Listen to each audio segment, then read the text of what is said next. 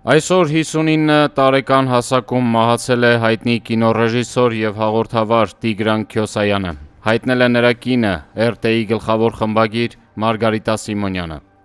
Տիգրանն այսօր երեկոյան գնաց Արարչի մոտ։ Շնորհակալություն բոլոր նրանց, ովքեր աղոթեցին, գրել է Սիմոնյանը։ Ավելի վաղ նա նշել էր, որ ամուսինը կոմայի մեջ է։ Հիշեցնենք, որ ռեժիսոր եւ հեռուստահաղորդավար Տիգրան Քյոսայանը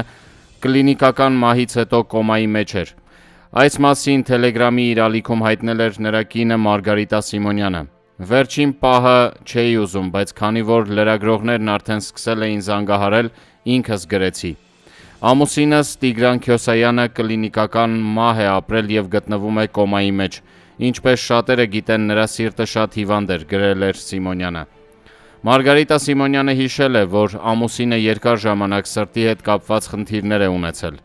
2008 եւ 2010 թվականներին Քյոսայանը սրտի 2 կաթված է ստացել։ Ինչպես հաղորդում է Բազա Telegram ալիքը, 59-ամյա Քյոսայանը հոսպիտալացվել էր դեկտեմբերի վերջին։ Բժիշկները նրա վիճակը գնահատում էին ծայրահեղ ծանր։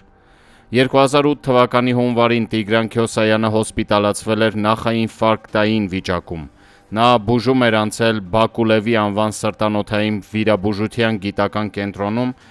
որտեղ վիրահատվել էր զարկերակում ստենտ տեղադրել արյան նորմալ հոսքը վերականգնելու համար։ 2 տարի անց 2010 թվականին Քյոսայանի մոտ նման ախտանիշներ են առաջացել եւ կրկին հոսպիտալացվել։ Բժիշկները սրտամկանի սուր ինֆարկտ են հայտնաբերել։ Այս անգամ կատարվել է ստենտավորման կրկնակի կուրս արյան շրջանառությունը բարելավելու եւ սրտի հետագա խնդիրների ռիսկը նվազեցնելու համար։